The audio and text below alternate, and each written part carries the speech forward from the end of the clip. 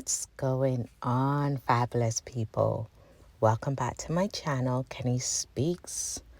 I have started a new episode for you guys, and I know that it's going to be a blessing. So, if you've not subscribed yet, make sure you subscribe. If you've not shared, make sure you share. And if you've not joined the conversation below, make sure you do. Now, if you don't know, recently I did my first conference and I had a whole topic ready. And the night before the conference, I had a dream. And in the dream, God revealed to me what to talk about. And he basically gave me the blueprint on what to do. And I didn't even tell my husband that day. I kept it to myself. I pondered on it. I prayed, and I was just in a nurturing place inwardly with God. And of course, I was obedient, and it was impactful and powerful. I take no glory for myself because I know that I'm just a human being, spiritual being, intellectual being used by the Most High God. I'm a person with flaws and with my own troubles and my own, issues. And God chose fit to use me. And out of that experience, I was led and guided to start my new book. So I just finished off my second book, I Chose Life, which is a devotional that stemmed out of my first book, Suicide or Life, both available on Amazon. If I Chose Life is not there yet, it will be there in the next couple of weeks. But out of my experience from this conference was birth, prophetically prepared for marriage. And already I'm in like 5 pages of the book, and it's basically my journey before I met my marriage. If you're interested in watching me at the conference and hearing what God wanted to say through me, I will put a link below this video. Anyways, now that I'm preparing this book, I am researching more, going into more of what I experienced while on my search for an external love. And the first ball that I want to hit you with, the first truth that I want to hit you with is a man can hate you and still have sex with you. He can still sleep with you. And we're going to go into the Bible for this. But first of all, I want to say thank you to R.C. Blakes, to Miles Monroe, to T.D. Jakes, and to all the men, Stephen Speaks, to all the men, Kevin, I can't remember his last name. This one is not Kevin Samuels, there's another one. But to all the men that takes their time to really guide and speak to women, to know the truth. And one of my biggest mentor has been R.C. Blakes. T.D. Jakes, when I started my walk with God in 2014, was like my go-to. But R.C. Blakes for the last 2 years have been pouring into my life, and Miles Monroe. And so what I'm talking about is not just my words, but the men that have been mentoring me through their work, their books, their podcasts, their YouTube channel, and their mentorship courses. Now, a man can hate you and still sleep with you. When I heard this,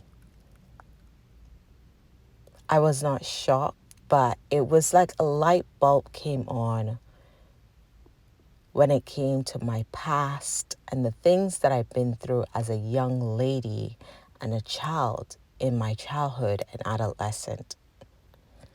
And I started looking, if you know my story, I started looking for love at the age of 13. Daddy wasn't around, didn't have good daddy figures representing a father in my life. And I was really searching for love. And a tenant of my mother, who lived in a small little shack, small little room that my mom had on her land, was watching porn one day. And I promise you guys, I sat there and I watched porn with this man.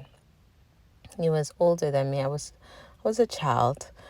And I thought, my child mind thought, I want to be loved like this. Not really understanding what I was watching. And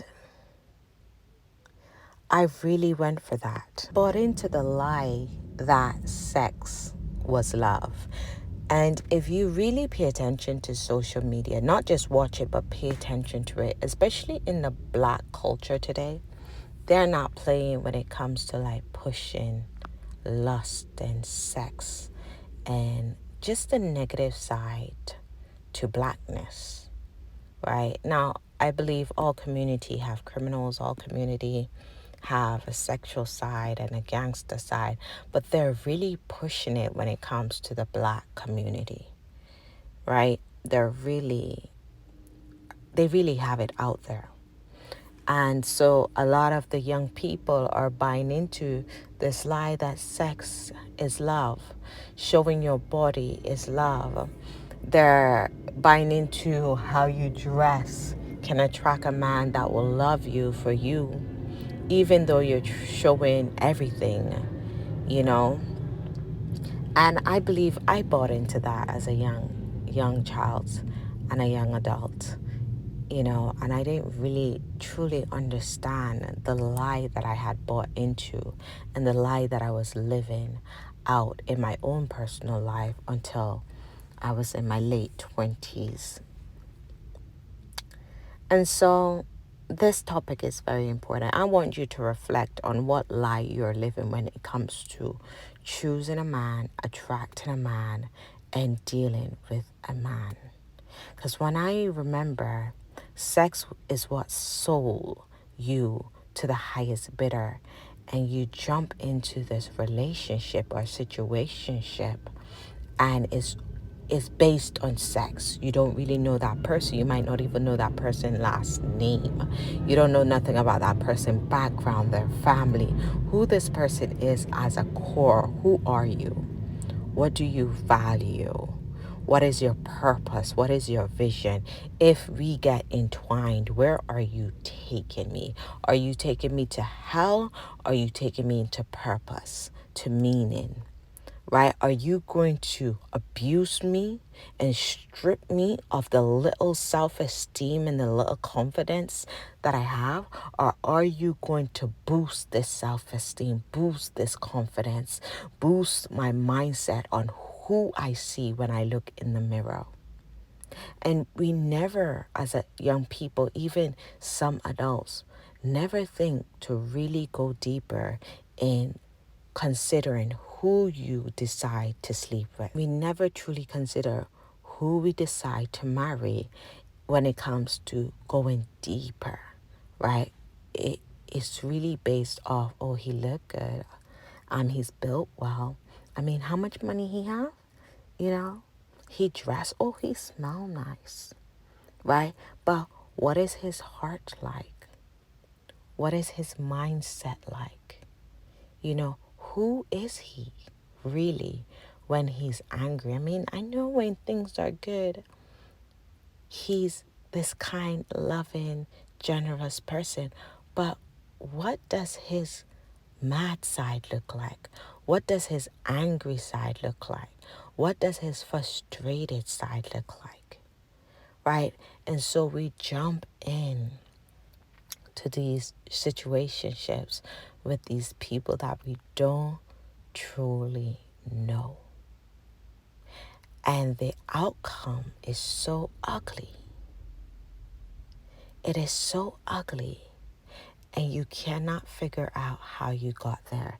And I had to come to the place at 24 with 3 children under the age of 5 with 3 baby daddies and realize that, Ken, you are here because of the choices that you made. The choices you made concerning your life put you in this position. And unless you reflect and you go deeper into why you made those choices, what traumas are causing you and what triggers are causing you to choose these kind of people to create with, you will continue to make these mistakes. Now, your mistakes might not be having children out of wedlock with people who are not ready for the life or who shouldn't even have a right to your womb. That might not be your constant repeat.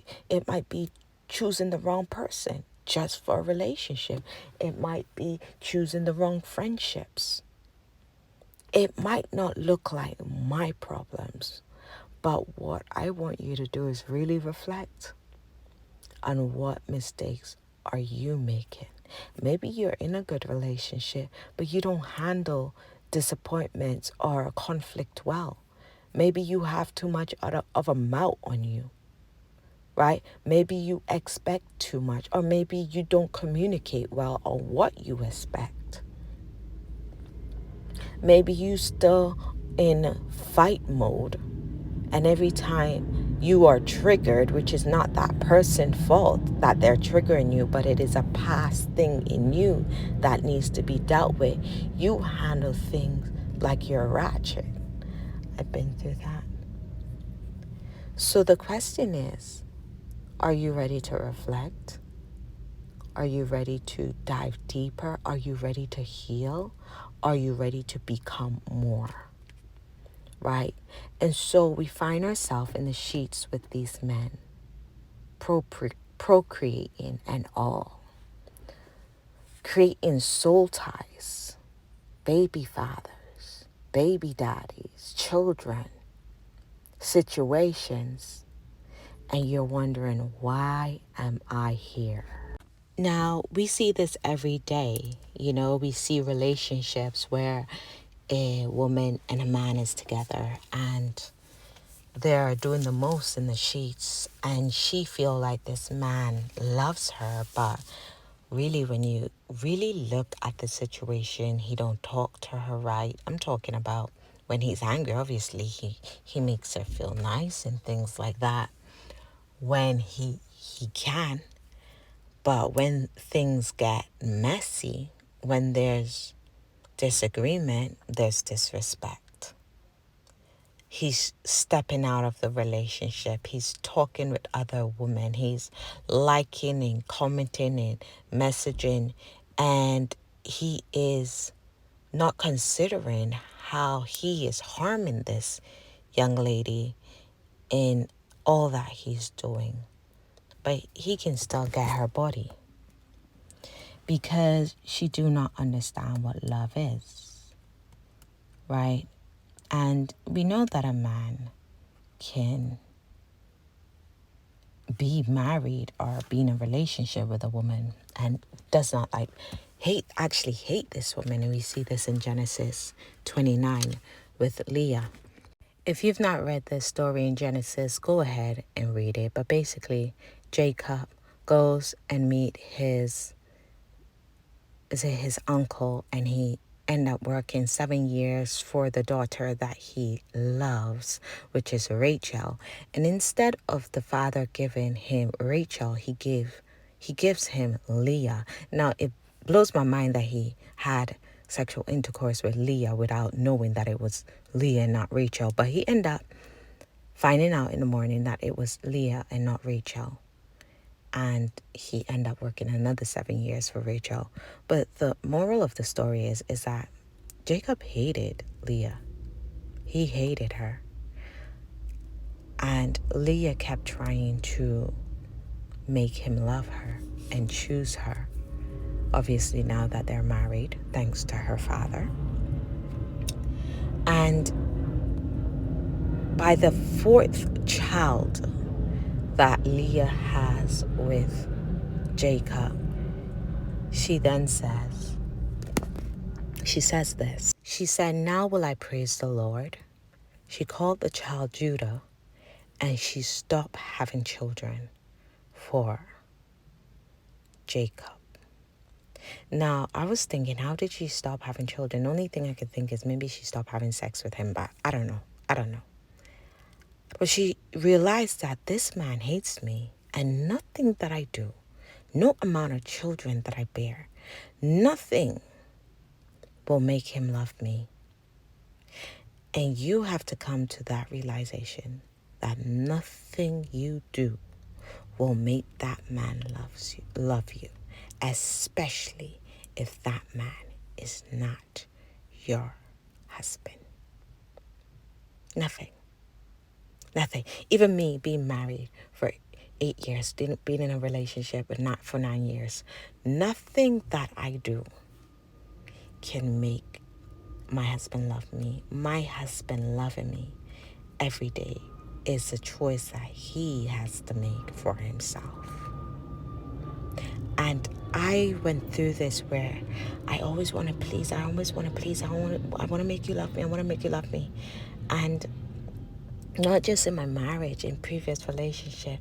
And I had to come to a realization that if I always have to do something for someone to love me, and I always have to do cartwheels and flips to get someone's attention and love, it's not for me.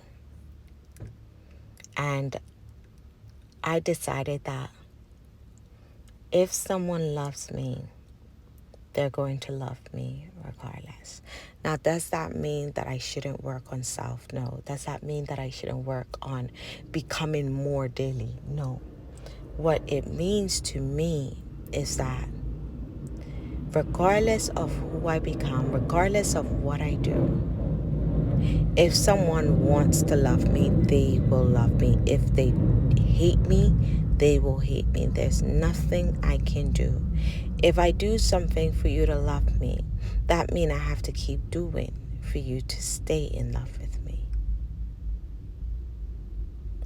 And I prefer not to be a trickster, always trying to flip and do tricks for someone's love.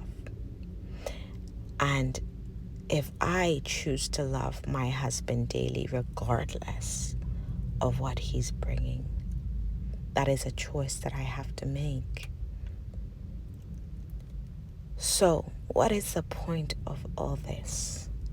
I want to get to the point of 1 Corinthians 14. When you read 1 Corinthians 14, it demonstrates or it gives a list of what love is. And I want you to look in yourself to see if you are loving self like that. And if you're not loving yourself, I want to ask you a serious question. Why are you expecting someone to love you like this if you are not doing it for self? I first experienced this love with God. And through that experience, I was able to give that grace to self, to my children, to my husband, and to those who I am privileged to have in my life. 1 Corinthians 13:48 put it this way. Love is patient. Love is kind. It does not envy. It does not boast. It is not proud. It is not rude. It is not self-seeking. It is not easily angered. It keeps no record of wrongs. Love does not delight in evil, but rejoice with the truth. It always protects, always trusts, always hopes, always preserves. Love never fails. So my first time reading on this, I thought to myself, I have a lot of work to do. Because there's so much that love does that I know that I need work on.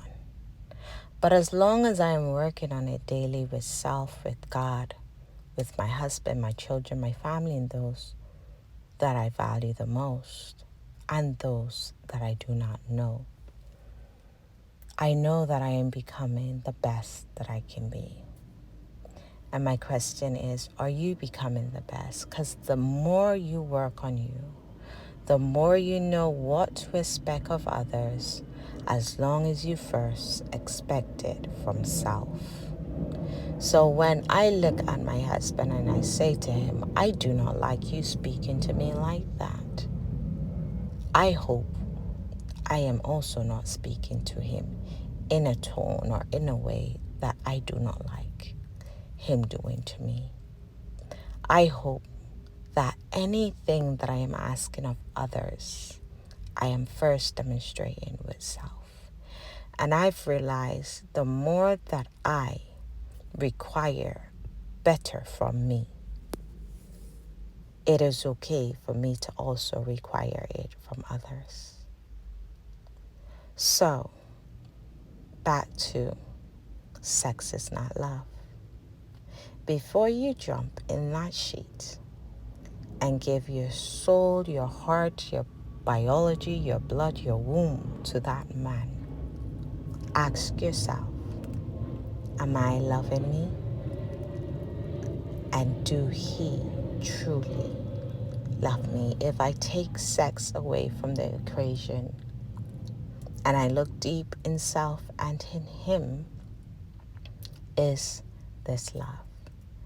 And if you're looking for marriage and you know this person is not for you, I will consider doing something different for you. God bless, family. I really hope that this series and these episodes that are coming out will be a blessing to you and for generations to come. God bless, family. Do not forget to subscribe to my channel. Keep an eye out for my books. If you've not yet bought it, and keep an eye out for my third book, Prophetically Prepared for Marriage. God bless.